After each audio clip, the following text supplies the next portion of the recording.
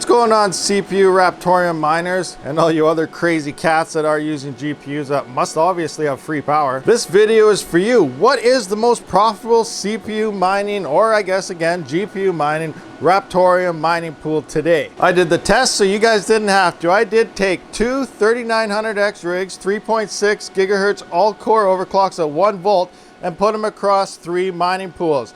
Flockpool, which is the #1 pool with all the hash rate, Supernova, as well as the 011 data pool. Links will be in the description as well as in my pinned comment for that pool. That is our community mining pool, not to be confused with our pool. Be sure to hit that subscribe button, thumbs up button, and bell notification if you are a CPU miner, GPU miner, hard drive miner, ASIC miner. If you're just a crypto miner in general, subscribe today. Let's take a look here. This is the first 3 hours across 3 pools. So you can see Flockpool is yellow, Supernova is red, and 011 data pool is orange, but we're at 0 balance after 3 hours.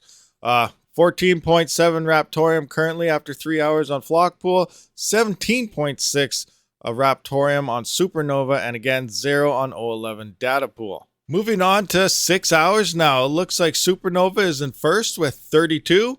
We got Flockpool in second with 28, and 011 data pool came in at 14 after the first 6 hours. Here we are after 8 hours, and things do start to change it up a bit here. So Flockpool is in first at 78.1. 011 data pool is 67.8, and Supernova dropped to 42.82. Now Supernova didn't actually drop. What's going on here is they do not report their complete Raptoreum mining unless you actually make an account. I didn't have an account. When I did try to make my account, it just said address was already in use. So you do have to make your account before you start using your address. So from this point forward, Supernova is no longer in the testing. So it's going to be a showdown between Flockpool and the 011, which is our community mining pool ourselves, which I do currently use. But Supernova will be gone. I'll have to test Supernova some other time because I do have an account made on it. 18 hours later, so just before bed, it is 191.1 Raptoreum on Flockpool, and we're sitting at 182.2 on the 011 data pool. So things are looking neck and neck. If you're unsure how this works, yes, Flockpool has a massive amount of hash rate. But what happens with that is because there are so many miners on the pool that everyone gets a very, very small cut of it. Yes, they're finding a lot of blocks, but you're finding a lot of little, pieces of dust that trail in to make your payout.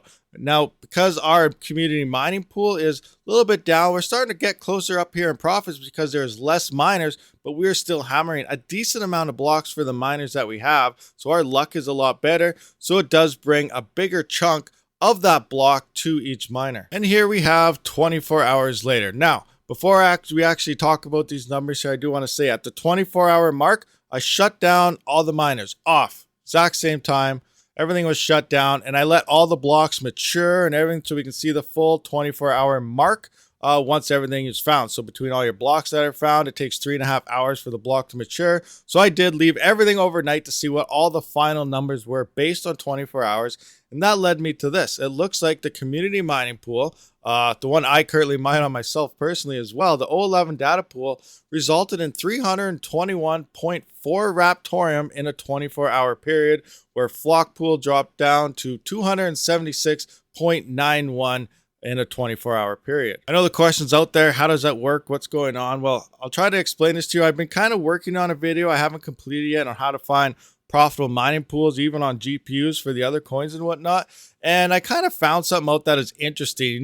Basically, when you look at something, everyone says, oh, look, that's the #1 pool. I'm going to go mine on it. It's hammering the blocks. That is true, but you got to keep in mind, the larger the pool, the more miners that are on our pool, the smaller and smaller and smaller the cut each miner is actually getting for its hash rate. So keep in mind, though, you're hammering out a lot of blocks, yes, but you're also getting a smaller piece. Now, the slower you go down the mine, now if you go to a pool that is too small, you're going to get massive chunks of that reward, but then you're not finding the blocks to, kind of go with it. So I do look for like nice little middle ground type of mining pools. I've been talking about it for a couple weeks. If you are in my Discord, our 011 data pool is actually a nice middle ground. When we're at 20 mega hash to hash rate across the network, which was a couple of weeks now. I think we're up to 70 mega hash or something now, which is insane. I was saying something around the 1 to 2 mega hash mark is probably your most prime number to be in for a mining pool.